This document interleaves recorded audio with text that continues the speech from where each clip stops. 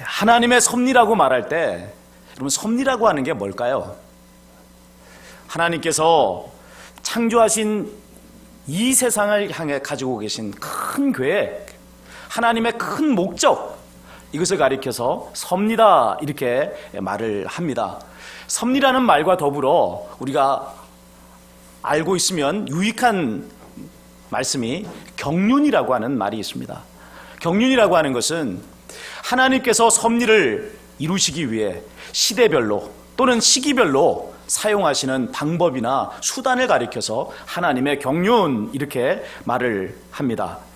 오늘 설교 제목이요, 마라에 담긴 하나님의 섭리예요. 이것은 마라에 담긴 하나님의 큰 계획, 또 하나님의 큰 목적, 이렇게 풀어서 말씀을 드릴 수 있습니다. 자, 그러면 마라라고 하는 게 뭐죠? 마라가 뭡니까?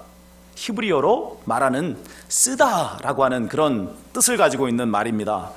인생의 고통과 괴로움을 비유적으로 표현하는 것입니다.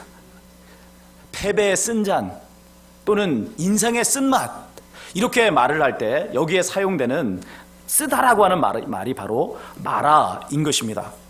이 세상을 살아가는 사람치고 인생의 쓴맛을 경험하지 않는 사람은 아무도 없습니다. 모두가 다 인생의 쓴맛을 보고 사는 거예요. 세상은 험한데 우리가 가지고 있는 능력은 너무나도 보잘것 없지 않습니까? 그렇기 때문에 이런 세상 가운데 살아가면서 우리는 정도의 차이가 있을 뿐이지 모두가 다 인생의 쓴맛을 보며 살아가게 되는 것입니다. 자, 그런데 바로 이 인생의 쓴맛을 경험하는 속에 무엇이 있다고요? 하나님의 섭리가 담겨 있다라는 것입니다. 오늘 본문에 등장하는 사람은 나오미입니다. 이 나오미라고 하는 이름의 뜻은 희락, 기쁨, 그런 뜻입니다. 그러나 그녀는 자신을 맞이하는 고향 사람들에게 더 이상 자신을 나오미라 부르지 말라고 말합니다. 나는 나오미가 아니요, 이제부터 나를 마라라고 불러다오, 그렇게 말을 하는 것을 볼 수가 있습니다. 하나님께서 그녀를 심히 괴롭게 하셨다는 거예요. 나오미가 경험했던 인생의 쓴맛은 어떤 것이었기에 그녀는 하나님께서 자기를 이렇게 괴롭게 하셨다라고 말하면서 나는 더 이상 나오미가 아니라 마라라고 그렇게 표현을 하고 있는 걸까요? 세월은 10여 년 전으로 거슬러 올라갑니다. 때는 사사들이 치리했던 시대였습니다. 여호수아가 가나안 땅을 정복한 후에 이스라엘의 초대왕 사울이 세워지기까지 400년의 시간이 걸렸는데 이 400년의 기간을 가리켜서 사사시대다 이렇게 말을 합니다. 사사시대의 특징은 이스라엘 백성의 범죄 그리고 하나님의 구원의 역사가 계속해서 반복되어진다는 것입니다. 가나안 정복 전쟁을 수행한 세대들이 죽고 나자 그 다음 세대들은 점점 하나님으로부터 멀어졌어요. 그들의 관심은 가나안 땅에서 잘 먹고 잘 사는 것이었습니다. 하나님 나라라고 하는 대의는 뒷전이었어요. 어떻게 하면 좀 더 많은 물질의 풍요를 누릴까? 어떻게 하면 좀 더 원하는 것들을 얻으며 살 수 있을까? 이것이 전쟁 이후의 세대들이 가지고 있었던 마음의 중심이더라는 것입니다. 자, 이렇게 되면서 그들은 바알과 아세라를 섬기기 시작했습니다. 바알과 아세라는 가나안 지역에서 섬겼던 농경신이란 말이에요. 다른 말로 말하면 재물신이에요. 많은 물질을 얻고 많은 풍요를 얻기 위해서 이 여호수아 다음 세대의 사람들은 바알과 아세라를 섬기기 시작한 것입니다. 하나님께서는 이스라엘 백성을 돌이키기 위해서 주변의 이방 민족들을 서로 사용하셨습니다. 이방 민족들이 쳐들어와서 이스라엘 민족을 괴롭히고 핍박하면 그때야 그들이 하나님 우리를 좀 구원해 주십시오 하고 회개하며 돌아왔단 말이에요. 그러면 하나님께서 사사들을 세우셔서 그들을 구원해 주셨죠. 자, 그런데 문제는 그것이 한 번으로 끝나는 것이 아니더라는 겁니다. 구원의 역사가 있은 후에 얼마 지나지 않으면 또다시 그들은 바알과 아세라를 숭배하고 또다시 죄악에 빠지고 또다시 하나님을 떠나는 그 일을 반복했습니다. 그때마다 하나님은 또다시 사사를 세우셔서 그들을 구원하시는 역사를 이루신 거죠. 이게 사사시대 400년 동안 계속해서 반복되었던 영적 악순환의 모습입니다. 그렇지만 이 영적 악순환이 의미 없는 일은 아니라는 사실을 아셔야 합니다. 이스라엘 백성이 하나님 백성으로서 자신들의 정체성을 확고하게 확립시키기 위해서 거쳐가야 되는 과정이었다라는 것이죠. 구약 성경의 역사 역시도 이런 관점에서 접근할 수가 있습니다. 구약 성경의 역사는 한마디로 인간의 실패의 역사라 정의를 할 수가 있습니다. 에덴 동산에서 아담과 하와가 실패했죠. 선악과를 따먹고 에덴 동산에서 내쫓겼잖아요. 창세기 11장까지 나오는 원시 역사에서도 인류는 실패했습니다. 그들은 홍수 심판을 당했고 바벨탑에서 언어가 혼잡게 되는, 흩어져야 되는 심판을 당했습니다. 실패했다는 거예요. 창세기 12장부터 시작되는 또 이스라엘의 역사는 어떻습니까? 그 역사 역시 실패했습니다. 하나님께서 그들에게 구원 얻는 도리로서 율법을 주셨는데 율법을 지켜 행하지 않음으로 인해서 결국은 나라가 멸망하는 그런 파국을 맞이하게 된 것을 우리는 보는 것입니다. 원시 역사 시대도 구약 시대도 그 모든 역사를 주관하신 분은 하나님이시더란 말이에요. 그런데 왜 하나님께서는 이렇게 인간에게 실패라고 하는 쓴맛을 보게 한 것이죠? 그토록 길고 긴 몇천 년의 역사를 통해서 인간의 결국은 마지막은 실패라고 하는 그 쓰디쓴 결과를 얻게 하나님께서 허용하신 거죠? 왜 그런 것이죠? 여기에 하나님의 섭리가 담겨져 있다 이 말이에요. 인간 스스로의 힘과 노력으로는 결코 구원에 이르지 못한다는 것입니다. 철저한 실패의 쓴맛을 보고 난 이후에야 비로소 사람은 자신이 누군지를 알게 되는 거예요. 힘이 있고 능력이 있다고 착각을 하고 살아왔다는 것을 비로소 깨닫고 하나님 앞에 엎드리는 일이 벌어지게 되는 것입니다. 왜 절대다수의 사람들이 모든 것을 잃어버리고 나서야 비로소 하나님께 두 손 들고 돌아오는지 하는 이유가 여기 있는 것 아닙니까? 잘 나갈 때는 하나님이 보이지 않습니다. 하나님을 찾을 필요도 없어요. 내가 가지고 있는 힘과 능력으로 무엇이든지 다 해낼 수 있을 거라고 하는 생각을 가지고 살기 때문에 그렇습니다. 그러나 재산을 잃어버리면, 건강을 잃어버리면, 내 힘으로 어찌할 수 없는 인생의 쓴맛을 보게 되면 어떻게 되죠? 비로소 하나님을 찾게 되는 거예요. 하나님 나를 불쌍히 여겨주십시오. 능력 있다고 착각하면서 살았는데 알고 보니까 무능하게 짝이 없는 자였습니다. 뭐든지 할 수 있을 거라고 생각하며 살아왔던 인생이었는데 그렇지 않다는 것을 깨달았습니다. 인생의 절벽에서, 낭떠러지에서 어찌할 수 없는 그 인생의 벼랑 끝에서 하나님 앞에 손을 드는 역사가 일어나게 되는 것 아니겠습니까? 제가 그랬고 여기 계시는 여러분들이 그랬을 것입니다. 혹 아직 하나님을 제대로 만나지 못한 분이 계시다면 확실하게 말씀드릴 수 있는 게 있습니다. 뭐냐면 아직 제대로 인생의 쓴맛을 보지 못했다는 거예요. 그러나 인생의 쓴맛을 두려워하지는 마십시오. 하나님께서는 그 인생의 쓴맛을 통해서 우리를 변화시키시고 예비하신 놀라운 복을 더해 주시기 때문에 그렇습니다. 나오미아가 경험해야 했던 인생의 쓴맛은 혹독한 것이었어요. 10여 년 전 그녀는 흉년이 들자 남편과 온 가족이 함께 유다 베들레헴 땅을 떠나서 모압 땅으로 이주했습니다. 그녀의 가정이 모압에 간 것은 영구히 모압에 머물며 살면서 모압 사람이 되겠다는 뜻이 있어서가 아닙니다. 흉년이 끝날 때까지 잠시 그곳에 가서 머물다가 흉년이 끝나면 돌아오리라, 이런 생각을 가지고 모압 땅으로 갔을 것이 틀림없습니다. 자, 그러나 이후 그녀의 가정이 보여준 행보는 일시적인 이주의 차원이 아니더라는 것입니다. 계속해서 모압 땅에 머물러 살기로 작정한 듯이 보였습니다. 모압 땅에 거주한 지 몇 년이 지났단 말이에요. 베들레헴에 흉년이 끝났음에도 불구하고 그들은 유다 땅으로 돌아오지 않았습니다. 왜 그랬을까요? 왜 그들은 모압 땅에서 계속 머물러 살았을까요? 왜 그런 거죠? 모압 땅이 더 좋았기 때문이죠. 어떤 점에서? 더 풍성한 수확을 얻는데 유익했단 말이에요. 유다 베들레헴 땅에 가봤자 이 모압 땅에서 얻는 소출보다 적었단 말입니다. 그러니 이 모압 땅에서 머물러 살리라, 그런 생각을 했을 것입니다. 그런데 모압 땅에서 나름대로 달콤한 인생을 맛보며 살던 나오미의 가정에 예기치 않은 불행이 찾아왔습니다. 나오미의 남편 엘리멜렉이 죽은 거예요. 나오미의 마음이 얼마나 슬프고 얼마나 허전했겠습니까? 이것이 그녀가 모압 땅에서 처음으로 맛보아야 했던 인생의 쓴맛이었어요. 남편을 잃어버린 일. 그러나 그녀에게는 2명의 장성한 아들들이 있었습니다. 2 아들은 차례로 모압 여자들과 혼인을 했습니다. 자, 그런데 또 다시 불행이 찾아옵니다. 어떤 불행입니까? 이 2 아들마저도 차례로 스라의 자녀 하나 두지 않은 채 다 죽더라는 것입니다.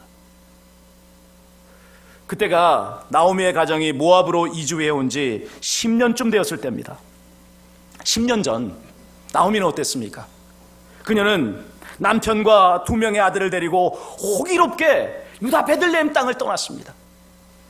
그녀에게는 아무것도 두려울 것이 없었어요. 남편이 있잖아요. 장성한 2명의 아들이 그녀의 옆에 있었습니다. 그렇기 때문에 어디 가든지 자신이 있었어요. 어디 가든지 행복해질 수 있다라고 하는 그런 기대와 소망이 넘치는 인생이었습니다. 그러나 10년이 지난 지금 그녀에게 남은 것은 아무것도 없더라 이 말이에요. 과부가 되어버린 자기 자신, 그리고 또 과부로 남겨져 있는 2명의 모압 며느리, 아무런 경제적 능력도 내일에 대한 소망도 없어져 버린 그런 모습이더라는 것입니다. 너무나도 혹독한 인생의 쓴맛을 보게 된 것 아닙니까? 고향 유다 베들레헴 땅으로 돌아왔을 때 나오미는 사람들에게 자신을 더 이상 나오미라고 부르지 말며 마라라고 불러달라고 말하면서 이렇게 말을 하였습니다. 이는 전능자가 나를 심히 괴롭게 하셨음이니라. 나오미의 이 말은요, 틀린 것이 아닙니다. 그러나 그녀는 너무나도 중요한 사실을 깨닫지 못하고 있었습니다. 바로 그 마라의 쓴물 속에 담긴 하나님의 섭리입니다. 만일 그녀가 마라의 쓴물을 맛보지 않았더라면 어떻게 됐을까요? 그녀가 모압 땅에 가서 사는 동안에 그녀가 원했던 대로 모든 것이 풍성했고 모든 것이 원하는 대로 다 이루어졌고 모든 것이 기대했던 대로 다 순적하게 진행됐더라면, 그러면 나오미의 인생은 어떻게 됐을까요? 유다 베들레헴으로 돌아왔을까요? 돌아오지 않았겠죠. 그녀는 계속 이 모압 땅에 머물러 살다가 그곳에서 죽었을 것입니다. 그녀의 2명의 아들 말론과 기럍 역시도 다르지 않을 거예요. 그곳에서 모압 여자와 만나서 함께 살아가는 인생이 되었으니 이제 그곳은 제2의 고향이 됐단 말이에요. 그곳에서 그들은 머물러 살다가 그의 어머니가 그곳에서 죽었던 것처럼 그들도 모압 땅에서 뼈가 묻히는 인생이 됐을 것입니다. 무엇을 의미합니까? 하나님의 구원 역사에서 떨어져 나간 존재들이 되었을 것이다 하는 거예요. 그러나 남편이 죽고 2 아들이 죽는 인생의 쓴물 사건이 있었기에 그녀는 베들레헴으로 돌아왔습니다. 모압 땅에서는 더 이상 살 수 없었기 때문에 돌아와야만 됐던 상황이었기에 그녀는 모든 것을 뒤로하고 이제 유다 베들레헴으로 온 것이죠. 이것이 마라에 담긴 하나님의 섭리의 한 모습이에요. 쓴물을 마실 때 그녀는 고통스러웠을 것입니다. 그냥 우리를 이대로 살아가게 내버려 두십시오. 아마도 그녀는 이렇게 소리를 질렀겠죠. 그러나 지금 천국에서 나오미는 어떨까요? 이는 전능자가 나를 심히 괴롭게 하셨음이니라 라고 했던 그녀의 말을 부끄러워할 것입니다. 그러면서 한없이 하나님의 은혜에 감사하겠죠. 물론 나오미는 천국에 가기 전에 이 땅에 살면서도 하나님께서 그녀에게 베풀어 주신 은혜를 깨닫고 감사했습니다. 자, 그러나 천국에 있는 나오미를 말씀드리는 이유는 그녀가 죽은 이후에 일어난 사건들, 그 일에 대해서 그녀는 생전에 알지 못했을 거라 이 말이에요. 어떤 일이 벌어집니까? 나오미의 이 모압 며느리인 룻이 낳은 아들 오벳, 그리고 그 오벳으로부터 이새가 태어나고 이새로부터 다윗 왕이 태어났다 이 말이에요. 이 일로 인해서 룻은 다윗 왕의 증조 할머니가 됐고 나오미는 다윗 왕의 고조 할머니가 됐습니다. 이스라엘 민족이 가장 존경하고 위대하게 칭송하는 왕 다윗, 다윗의 족보에 드는 역사가 일어나게 된 것이죠. 뿐만 아니라 그것으로 끝난 것이 아니라 예수 그리스도께서 이 세상에 오시는 일에 통로로 쓰임받는 인생이 되었다라고 하는 사실입니다. 자, 이제 나오미가 생전에는 깨닫지 못했던 하나님의 섭리의 다른 면을 한번 살펴봅시다.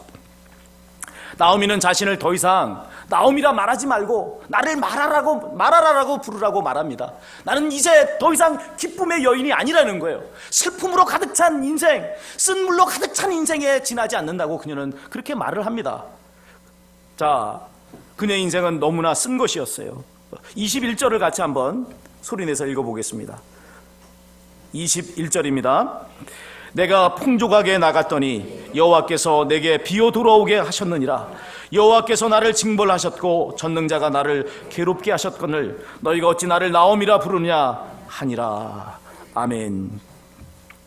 그녀는 정말 풍족하게 나갔습니다. 남편이 그녀와 함께 했고 2명의 아들이 그녀와 함께 했습니다.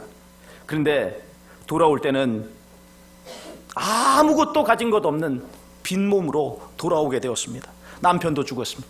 2 아들도 죽었습니다. 자, 그러나 비어 돌아온 그녀에게는 누가 있었죠? 모압 며느리 룻이 함께 있었습니다. 그녀가 시어머니 나오미를 따라온 것은 인간적인 정리나 인간적인 의리 때문이 아니었어요.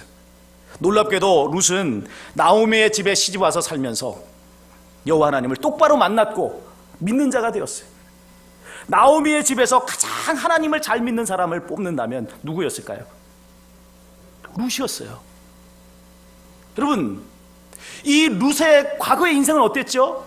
그녀는 모압 사람이었단 말이에요. 그러니까 시집 오기 전까지는 그녀는 자기 아버지의 집에서 살면서 모압의 우상인 그모스를 섬기며 살았던 사람이었단 말이에요. 그런데 그녀가 이곳 엘리멜렉의 집에 시집 오면서 그녀는 그 집안의 가문을 따라서 하나님을 믿는 사람이 되었고 그 믿는 가정 속에서 하나님을 깊이 만나고 하나님을 온전하게 신뢰하는 사람으로 변화되었다는 것입니다. 심지어는 아무것도 기대할 수 없는 시어머니 나오미를 따라서 유다 땅 베들레헴까지 따라온 사람이 되었습니다. 육신적인 인생의 행복을 다 버려버리고 나는 오직 하나님을 섬기겠습니다. 오직 하나님 한 분만으로 나는 만족하겠습니다 라고 신앙 고백을 하는 사람이 되었더라는 것입니다. 룻의 동행, 이것이 인생의 쓴맛을 본 나오미에게 주어진 큰 선물이었습니다. 인생의 쓴맛을 경험할 때 우리는 모든 것을 다 잃었다고 생각을 하는 거예요. 지나간 시간들 다 헛될 뿐이라 내가 왜 이렇게 어리석게 살았던고 라는 생각을 하게 됩니다. 그러나 그렇지 않습니다. 하나님께서 우리에게 마라의 쓴물을 맛보게 하시는 것은 룻이라고 하는 믿음의 선물을 주시기 위해서입니다. 나오미는 엘리멜렉과 말론과 기론을 잃었지만은 대신 누구를 얻었죠? 대신 누구를 얻었습니까? 룻을 얻었어요. 믿음이 현찮았던 엘리멜렉, 온전하게 하나님을 믿지 않았던 말론과 기론은 잃었지만 오직 자기의 전부를 걸어서 하나님을 섬기고자 했던 믿음의 여인 룻을 얻는 인생이 되더라는 것입니다. 그 결과 나오미는 육신적으로 룻의 봉양을 받는 인생이 되었을 뿐만 아니라 놀랍게도 다윗 왕의 고조 할머니가 되는 복을 누릴 수가 있게 되었습니다.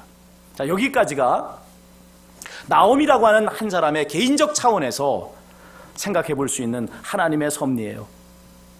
이게 개인적 차원의 섭리라고 하면 개인적 차원을 넘어서는 하나님의 섭리가 또 있다는 이야기 아니겠습니까?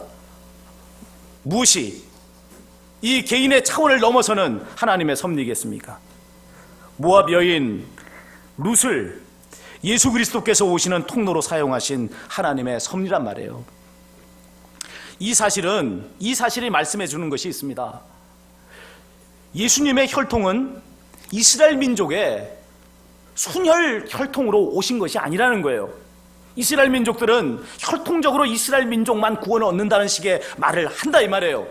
그러나 여러분, 그것이 얼마나 잘못된 것입니까? 온 인류를 구원하시기 위해서 오신 예수님, 그들의 메시아로 오신 예수님은 결코 이스라엘의 순혈로 오신 분이 아니라는 겁니다. 어떤 사람으로 오신 거죠? 여기 모압 여인 룻의 피가 섞인 분으로 이 세상에 오셨다는 것입니다. 이것이 우리에게 말씀해 주는 것이 있습니다.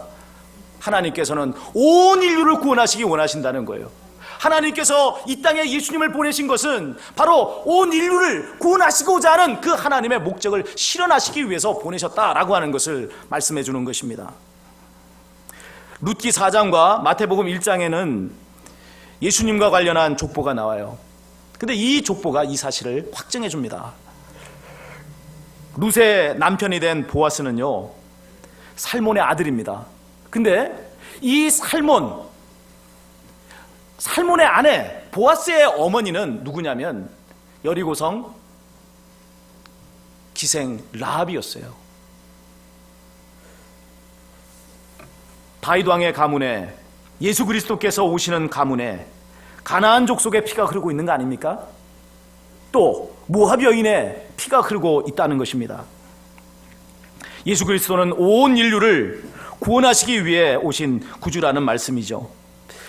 자, 이스라엘 백성이 하나님의 백성으로서의 정체성을 확립하지 못하고 방황했던 사사시대에 모압 여인이었던 룻의 등장은요, 신약시대에 예수 그리스도를 통해서 이루어질 세계 선교를 예표해주고 있습니다. 그렇다면 이 마라의 쓴물 앞에 우리가 취해야 될 태도는 뭘까요? 우리가 인생의 절망의 상황을 만나고 인생에 원치 않는 쓴물을 마시게 되었을 때 그때 우리가 취해야 될 반응이 어떤 것이냐 하는 것입니다. 많은 분들이 마라라고 하는 이 단어를 듣는 순간에 출애굽기 15장에 나오는 마라의 쓴물 사건을 떠올리실 것입니다. 홍해를 건넌 이스라엘 자손은 수르광에 들어섰습니다. 이제 본격적으로 광야의 생활이 펼쳐질 거란 말이에요. 3일 동안 길을 걷는 동안에 물이 떨어졌을 때 만난 첫 번째 샘이 마라였습니다. 얼마나 기뻤겠어요. 목이 마를 대로 마르고 가축들 또한 모두 목이 쭉 빠져서 지쳐서 힘을 잃고 있는 이 상황에 정말로 간절하게 원하는 그것이 무엇이었겠어요? 물 아닙니까? 생명의 생수. 그 물을 마신다면 지금 가란 목을 죽일 것이고 지쳐서 피곤한 육신의 새 힘이 솟아날 거 아닙니까? 그래서 그들은 물을 다오라고 그렇게 간절하게 소원했습니다. 근데 바로 물을 만난 거예요. 마라에서 물을 만난 거예요. 자, 그런데 마라의 물은 써서 마실 수 없는 물이었습니다. 물에 대한 간절한 기대가 컸던 만큼 모세를 향한 분노와 원망이 터져 나옵니다. 우리에게 물을 다오. 우리가 다 죽게 되었으니 물을 다오. 자, 이 모습은요, 홍해를 건너기 전 그들이 보여주었던 옛사람의 모습 그대로였습니다. 그들은 홍해를 건너기 전에 어떤 모습을 보여줬죠? 애국 군대가 그들을 사로잡기 위해서 추격해 올 때 애국 군대와 홍해 바다 사이에 끼어져 있던 그들은 이제는 꼼짝없이 죽었다고 생각했습니다. 그러면서 그들을 이곳까지 인도한 모세를 향해서 말할 수 없는 분노와 말할 수 없는 원망과 말할 수 없는 저주의 말들을 쏟아부었습니다. 우리를 이곳에 죽게 하기 위해서 이끌어냈느냐? 우리의 인생을 책임져라. 우리를 살려내라. 자, 그런데 이제는 홍해를 건넌 상황 아닙니까? 홍해를 건넜으면 옛사람이 죽었다는 이야기예요. 새로운 사람으로 살게 되었다는 이야기 아닙니까? 그러면 달라져야죠. 그런데 홍해를 건넜음에도 불구하고 그들은 달라지지 않았습니다. 하나님께서는 부르짖어 기도하는 모세에게 한 나무를 물에 던져 넣게 하심으로써 물을 달게 해주셨습니다. 써서 마실 수 없었던 물이 달아져서 생명의 생수로 변화되었습니다. 자, 이렇게 어떻게 이런 기적이 일어난 겁니까? 누가 일해 주셨기 때문에 그렇죠? 하나님이 일하시니까. 하나님이 일하시니까 써서 마실 수 없는 물이 달아서 넉넉히 마실 수 있는 생명의 생수로 변하는 역사가 일어났다는 거예요. 그 일 직후에 하나님께서는 그들을 위해서 법도와 율례를 정하시고 그들을 시험하셨습니다. 시험의 내용은 이제부터 철저히 하나님을 믿고 그분의 말씀에 순종하라는 것입니다. 그리하면 애굽 사람에게 내렸던 어떤 질병 하나도 그들에게 임하게 하지 않을 거라는 것입니다. 하나님은 너희를 치료하는 여호와다라고 말씀을 하고 계십니다. 이 말씀은 이스라엘 백성의 40년의 광야 생활의 목표를 요약해서 보여주신 것이라고 할 수 있습니다. 광야는 물이 없는 곳이죠. 양식을 얻을 수 없는 곳이 바로 광야입니다. 자, 그런데 하나님께서 그들을 광야로 인도하셨다는 것은 뭘 의미해요? 하나님께서 어떻게 해주시겠다는 거예요? 물을 책임져 주시겠다는 이야기 아닙니까? 양식을 책임져 주시겠다는 이야기 아니에요? 아니, 그들을 광야로 인도하셨으면 하나님께서 물을 책임져 주시고 양식을 책임져 주시겠다는 대책 없이 그들을 인도하셨겠어요? 광야를 가는 길 동안 이스라엘 자손은 마라와 같은 그런 일들을 만날 것입니다. 목이 말라서 물을 구해야 될 때를 만날 수 있고, 또한 양식이 없어서 배고픈 상황이 발생할 수도 있습니다. 그 상황에서 이스라엘 자손이 해야 될 일은 뭘까요? 원망하고 불평하고 저주의 말을 쏟아붓는 것이 아니란 말이에요. 그것은 홍해 바다를 건너기 전에, 아직 하나님의 새 사람이 되기 전에 이스라엘 백성이 했던 일이었습니다. 그러나 이제 홍해 바다를 건너므로 그들은 홍해에서 옛사람이 죽었잖아요. 그리고 홍해 바다로 나옴으로 새 사람이 된 거잖아요. 하나님의 백성이 되었단 말이에요.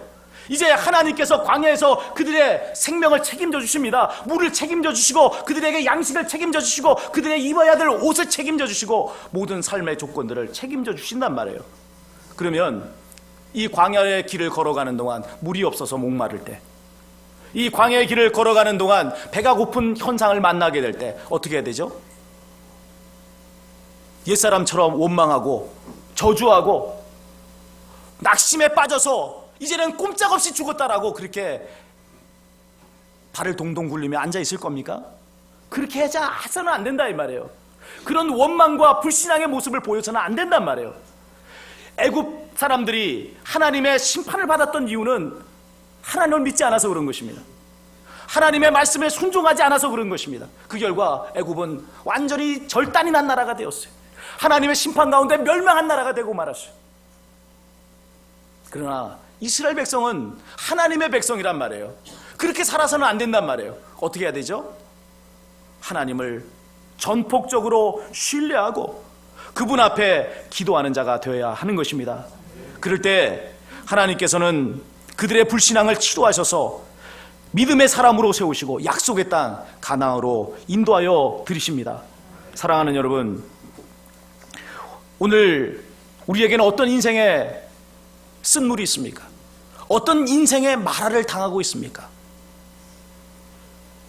원망하지 마시기 바랍니다. 낙심하지 마시기 바랍니다. 왜 그렇죠? 거기에 하나님의 놀라운 섭리가 담겨져 있기 때문에 그렇습니다.